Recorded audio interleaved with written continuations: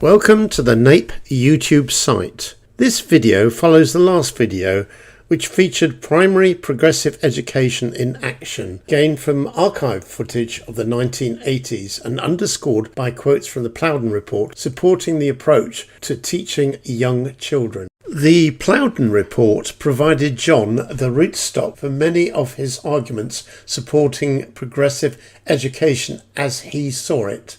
In an article, John celebrated this report 40 years later, saying that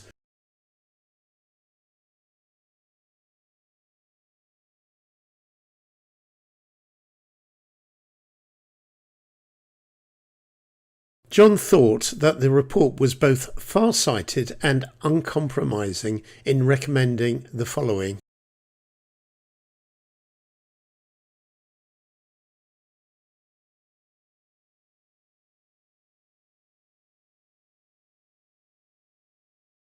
Therefore, this video examines John Coe's thoughts because he was recognised as a national leading exponent of this progressive style of teaching and organisation of the curriculum. In the last video, I defined what progressive education actually means. You can find the definition on Google and then Wikipedia, but here it is.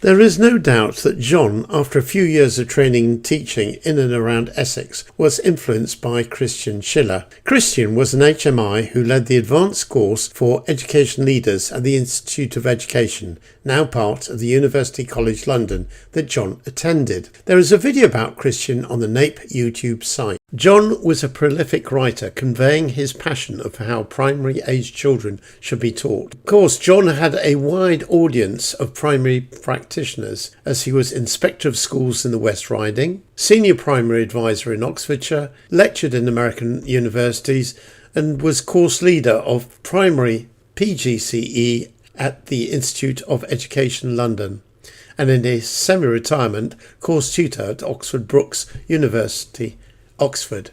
Later on in his career, John sought to educate government policymakers. His articles or letters found themselves in primary education journals and magazines. Here is one example.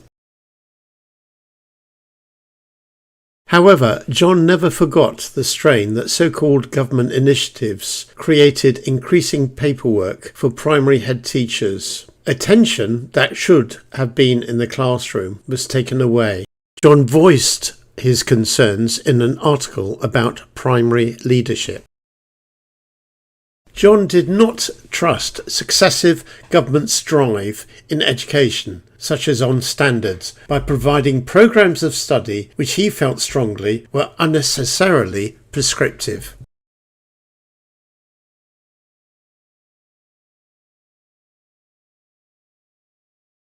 But John never lost sight of children and the education he felt they deserved.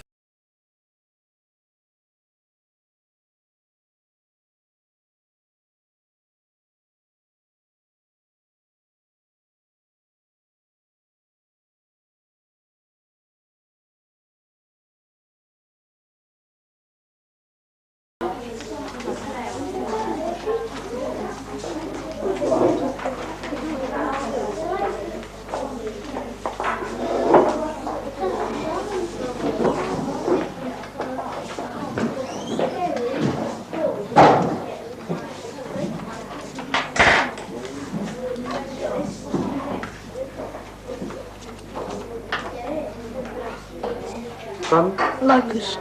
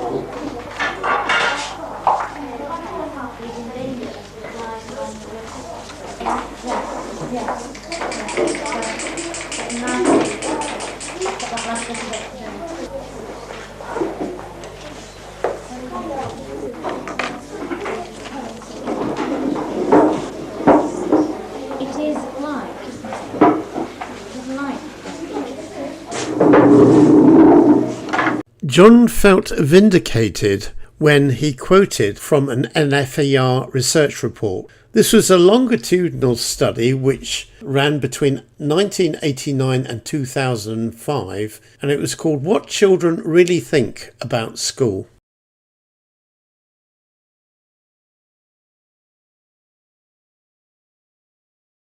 John was acutely aware of the damage that formative assessment was doing to the progressive style of teaching. He found the thrust of government legislation towards, for instance, statutory assessment tasks at 7-Eleven disturbing. NFER results supported his view about that damage. John was always curious about how children thought and reacted to the educational experiences they encountered. Now, in this article he wrote back in 1978 about creative writing, he observed how Susan wrote about her experience of encountering a puddle in a rainy day walk. John chose this example to emphasise the importance of direct and personal experience and the freedom for a child to express that experience. I hope you enjoyed this brief journey into John's writing about progressive education. In November, the Nape Primary Journal has a special edition on John's writing, link below, and hopefully a book of 7 chapters will follow soon after. Details about John's book will follow in the next month. Thank you for visiting the Nape YouTube site.